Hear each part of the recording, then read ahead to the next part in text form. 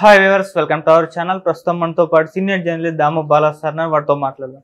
నమస్కారం సార్. నమస్తే సార్, కొత్తగా ఒక 3 చట్టాలు తొందరలో అమల్లోకి రాబోతున్నాయి సార్. ఈ ఐపీసీ, సిఆర్పిసి ఉన్నాయి కదా, వీటి ప్లేసుల్లో వాటిని అమలు చేయబోతున్నారు. అయితే కొత్తగా రాబోయే చట్టాలు ఎలా ఉన్నాయి, వీటిలో ఉన్న పాజిటివ్ అంశాలు ఏంటి, నెగిటివ్ అంశాలు ఏంటి? 3 కొత్త చట్టాలు ఈ రోజు నుంచి అమల్లోకి, అంటే రాత్రి 12 నుంచి అమల్లో ఉన్నట్టే.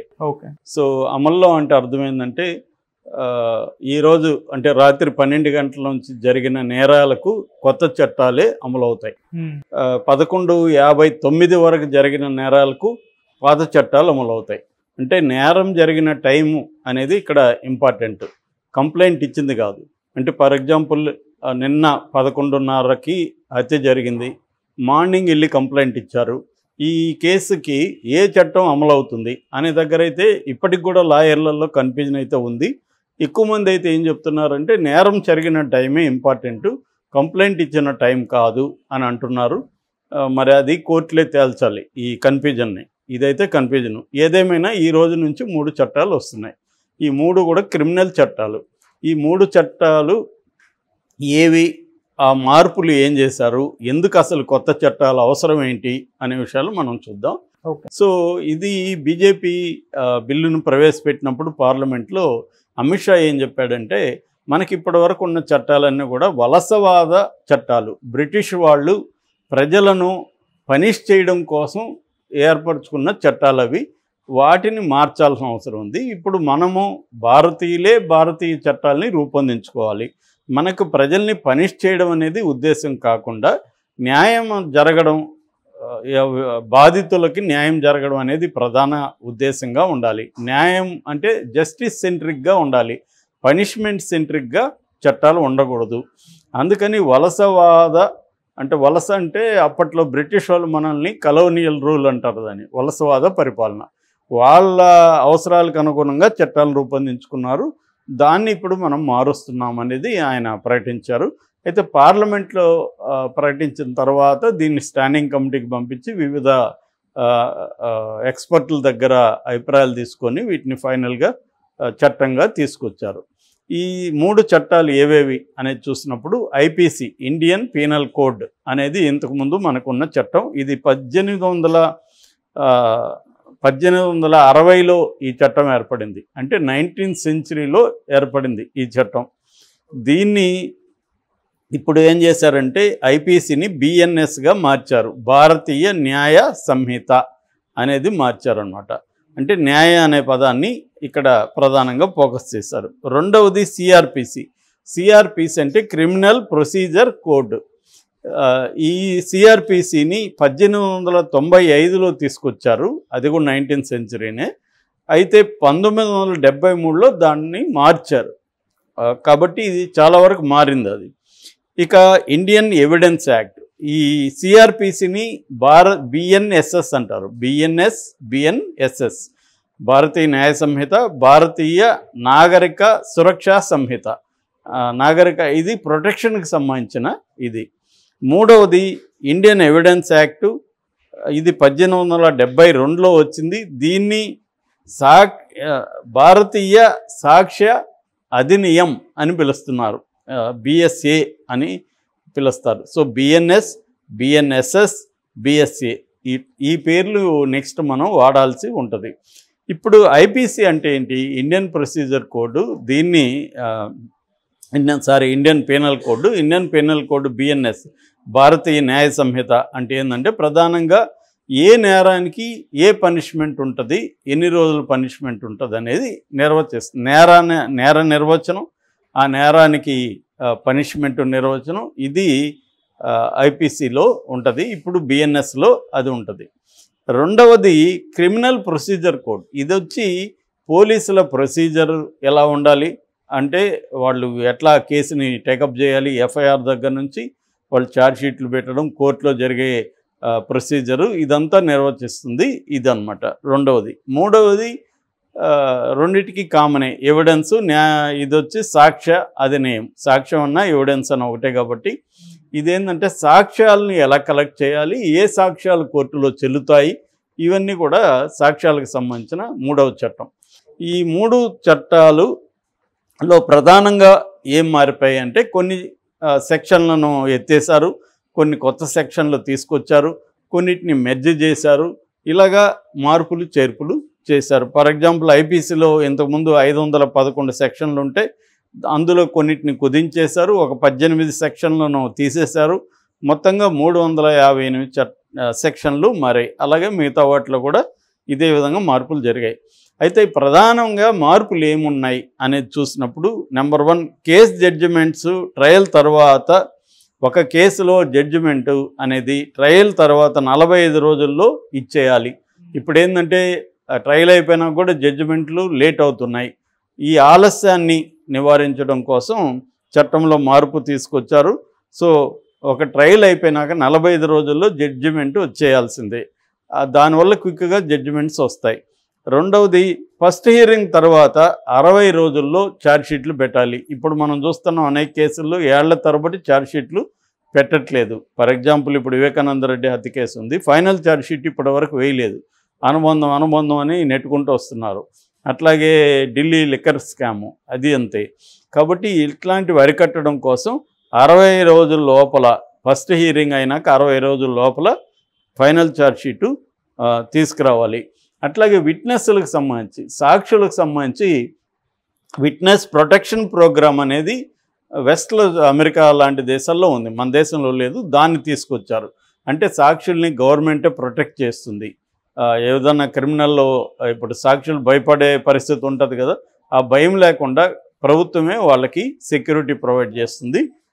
దీన్ని ప్రొటెక్షన్ ప్రోగ్రామ్ అంటారు. అంటే వాళ్ళ కంట్రోల్లో వీళ్ళు పెట్టుకుంటారు. ఓకే, ఇది ఒకటి. రెండవది రేప్ విక్టిమ్స్, అత్యాచారానికి గురైన లైంగిక అత్యాచారానికి గురైన బాలికలు కావచ్చు, స్త్రీలు కావచ్చు, వాళ్ళ దగ్గర స్టేట్మెంట్లు తీసుకోవాలంటే ఖచ్చితంగా మహిళా పోలీస్ అధికారులు తీసుకోవాలి.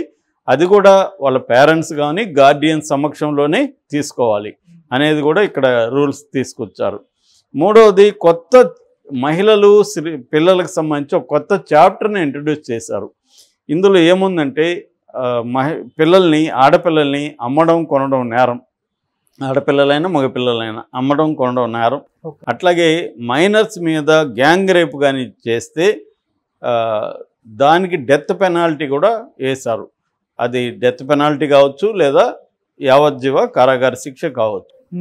తర్వాత ఒక అమ్మాయిని నేను పెళ్లి చేసుకుంటాను అనే అమ్మాయితో సంబంధం పెట్టుకొని పెళ్లి చేసుకోకపోతే సివియర్ పనిష్మెంట్ ఉంటుంది. ఇది కొత్తగా యాడ్ చేశారు. అంటే ఫాల్స్ ప్రామిసెస్ చేసి అమ్మాయిలతో అఫైర్ పెట్టుకోవడం అనేది నేరంగా, సీరియస్ నేరంగా దీంట్లో చేర్చారు. అట్లాగే విక్టిమ్స్, ముఖ్యంగా మహిళలు కానీ చిల్డ్రన్ ఏదైనా కేసులో విక్టిమ్ వాళ్ళ మీద దాడులు జరిగినప్పుడు ఏ ప్రైవేట్ హాస్పిటల్కి వెళ్ళినా కూడా వీళ్ళు నో చెప్పకూడదు. వాళ్ళు ఖచ్చితంగా ఇమ్మీడియట్గా వాళ్ళకి ట్రీట్మెంట్ అందివ్వాలి. అది ప్రైవేట్ హాస్పిటల్ కానీ గవర్నమెంట్ హాస్పిటల్ కానీ అది మ్యాండేటరీ చేశారు, కంపల్సరీ అన్నమాట.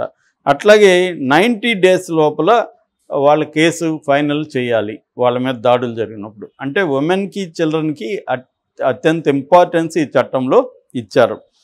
ఇక అక్యూజ్డ్ కావచ్చు లేదా విక్టిమ్ కావచ్చు, ఒక కేసు నేరంలో నేరం చేసిన వ్యక్తి కావచ్చు, నేరానికి గురైన వ్యక్తి కావచ్చు, ఇద్దరికి కూడా ఎఫ్ఐఆర్ ఇవ్వాలి, తర్వాత పోలీస్ రిపోర్ట్ ఇవ్వాలి, ఛార్జ్షీట్ ఇవ్వాలి, స్టేట్మెంట్లు ఇవ్వాలి, కన్ఫెషన్ రిపోర్ట్లు ఇవ్వాలి. ఇవన్నీ కూడా అవి రెడీ అయిన 14 రోజుల లోపల ఇవ్వాలి. అట్లాగే కోర్టులు 2 అడ్జర్న్మెంట్లో మాత్రమే వేయాలి, ఇష్టం వచ్చినట్టు పోస్ట్పోన్ చేయడానికి వీలు లేదు. అదొక మార్పు.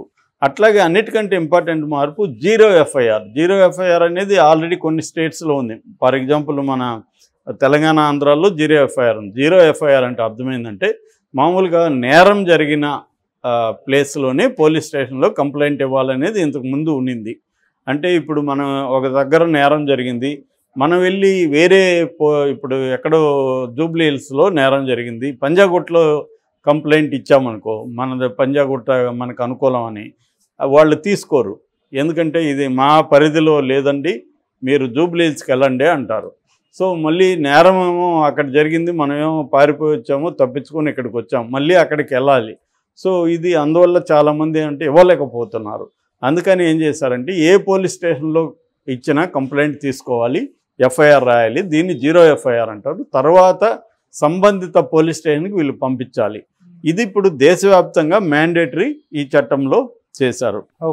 అట్లాగే దానికి అడిషనల్గా ఎలక్ట్రానిక్ ఎఫ్ఐఆర్ కూడా పెట్టారు.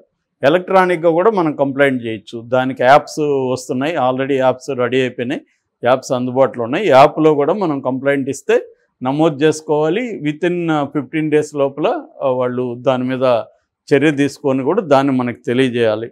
అట్లాగే అరెస్ట్ అయిన పర్సన్, ఇంతకుముందు ఇప్పుడు మనల్ని ఎవరో పోలీసులు తీసుకెళ్తారు, మన ఫోన్ లాక్కుంటారు, మనం ఇంకెవరికి ఇన్ఫామ్ చేయడానికి లేదు, అలా ఉంటుంది.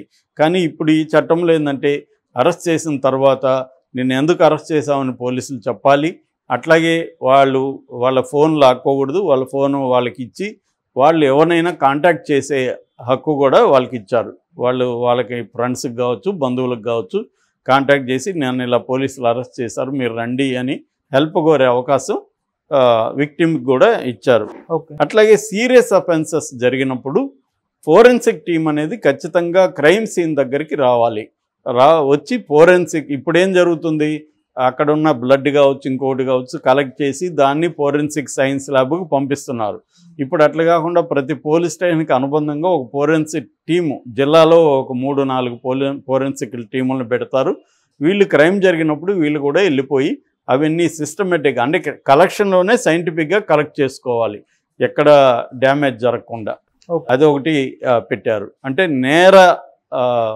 నేరాన్ని నిరూపించడానికి నేర పరిశోధనలో ఒక మోడర్నైజేషన్ తీసుకురావడానికి కొన్ని చర్యలు చేశారు. అట్లాగే టెర్రరిస్ట్ అనే దానికి సపరేట్గా ఇప్పటివరకు చట్టాల్లో లేదు. సపరేట్ ఉపా లాంటిది, అంతకుముందు టాడా లాంటి చట్టాలు, ప్రత్యేక చట్టాలు ఉండేవి. ఇప్పుడు అట్లా కాకుండా టెర్రరిజాన్ని కూడా దీంట్లో యాడ్ చేశారు. టెర్రరిస్టులకు సంబంధించిన సెక్షన్లు కూడా పెట్టారు. అట్లాగే దీంట్లో ఇంకొక ప్రధానమైన మార్పు ఏమంటే సెడిషన్. ఇంతకుముందు ఏంటంటే రాజద్రోహ నేరం కింద అరెస్టులు చేసేవాళ్ళు. మన రఘురామరాజుని రాజద్రోహ నేరం కిందనే జగన్ అరెస్ట్ చేయించాడు. ఇది బ్రిటిష్ వాళ్ళ కాలంలో రాజు అంటే అక్కడ బ్రిటిష్ రాజు ఉండేవాళ్ళు, రాజద్రోహ నేరం అనేవాళ్ళు. ఇవాళ రాజులు లేరు, ఎవరు లేరు. అందుకని దీన్ని మార్చారు. దీన్ని ఏమని మార్చారంటే రాజద్రోహం బదులు దేశద్రోహం అని పెట్టారు. దేశాన్ని విచ్ఛిన్నం చేయడానికి కానీ దేశ వినాశనానికి ఎవరన్నా పాటుపడితే వాళ్ళని అరెస్ట్ చేసి శిక్షలు వేసే ఇది ఉంటుందన్నమాట. ఇది బేసిక్గా ఇది. ఇక సాక్ష్యాధారాల విషయానికి వస్తే ఎలక్ట్రానిక్ ఆడియో వీడియో కానీ ఇటువంటివన్నీ కూడా చెల్లుతాయి. ఇంతకుముందు దాని మీద కన్ఫ్యూజన్ ఉండేది, దాన్ని కూడా క్లియర్గా సాక్ష్య చట్టంలో చెప్పారు. ఇది బేసిక్గా తీసుకొచ్చిన మార్పులు. అయితే దీని మీద పాజిటివ్ నెగిటివ్ అభిప్రాయాలు ఉన్నాయి. పాజిటివ్ ఏంటంటే ముఖ్యంగా స్త్రీలకు సంబంధించి కఠినమైన చట్టాలు తీసుకొచ్చారు. అట్లాగే ఇంకోటి ఏంటంటే మాబ్ లించింగ్ అనే ఒక కొత్తది కూడా యాడ్ చేశారు. అంటే మూకుమ్మడి దాడులు ఏవైతే ఉన్నాయో దానికి కూడా నిర్దిష్టంగా చట్టంలో సెక్షన్లు తీసుకొచ్చారు. మేము మార్చామని చెప్తున్నారు కానీ 90% అవే ఉన్నాయి, 10% మార్చారు వీళ్ళు, ఎక్కువేం మార్చలేదు అనేది ఒక అభిప్రాయం. రెండవ విమర్శ, ఈ దేశద్రోహ చట్టం పేరు మార్చారు తప్ప సెడిషన్కి దీనికి ఏమీ తేడా లేదు, పేరు మాత్రమే మారింది. దీనివల్ల ఎవరైనా ప్రభుత్వాన్ని విమర్శిస్తే, మోడీని విమర్శిస్తే దేశద్రోహ చట్టం కింద లోపలేసేస్తారు. దీనివల్ల డిసెంట్ అంటాం. అంటే ప్రజాస్వామ్యంలో అసమ్మతి అనేది చాలా ఇంపార్టెంట్. ఈ ప్రభుత్వాన్ని వ్యతిరేకించే హక్కు, విభిన్నంగా ఉండే హక్కు మనకు ప్రౌరులుగా మనకు ఉంది. రాజ్యాంగం 21 ఆర్టికల్ కింద ఉంది. హక్కు లేకుండా ప్రజల మీద దమనకాండ చేసే అవకాశం ఉందనేది ప్రధానమైన విమర్శ. అట్లాగే దీన్ని ప్రాపర్గా పార్లమెంట్లో చర్చించకుండా ప్రతిపక్షాల నాయకుల్ని సస్పెండ్ చేసి దీన్ని ఒంటెత్తు పోకూడతో వీళ్ళు తీసుకొచ్చారు తప్ప ప్రాపర్ చర్చ లేదు. దేశవ్యాప్తంగా దీని మీద ప్రాపర్గా పార్లమెంట్లో జరగలేదు, బయట కూడా జరగకుండా దీన్ని తీసుకొచ్చేశారు అనేది ఇంకొక విమర్శ. అట్లాగే పోలీసులకు ఎక్కువ అధికారాలు ఇచ్చేశారు ఈ చట్టాల్లో. ఆల్రెడీ పోలీసులకు ఎక్కువ అధికారాలు వాళ్ళు చలాయిస్తూ ఉంటే ఇప్పుడు ఇంకా ఎక్కువ అధికారాలు ఇస్తే పౌరుల మీద వాళ్ళు విరుచుకుపడతారు, ఊరికైనా అరెస్టులు చేసేస్తారు. సో ఈ ఇబ్బందులంతా రాబోతున్నాయనేది చెప్తున్నారు. అట్లాగే దీంట్లో ప్రాపర్ ట్రైనింగ్ ఇవ్వలేదు అడ్వకేట్స్కి. ఓన్లీ కొన్ని చోట్ల పబ్లిక్ ప్రాసిక్యూటర్లకు ఇచ్చారు తప్ప మేజర్గా అడ్వకేట్స్కి కొత్త చట్టాలకి సంబంధించిన ట్రైనింగ్ అనేది ఇప్పటివరకు ఇవ్వలేదు. అందువల్ల కూడా కన్ఫ్యూజన్స్ రేపు కోర్టులలో విపరీతం కన్ఫ్యూజన్స్ ఉంటాయి. అట్లాగే గత చట్టాలకు సంబంధించి ఆయన పేరుకి వలస చట్టాలే కానీ విపరీతమైన మార్పులు వచ్చేసాయి.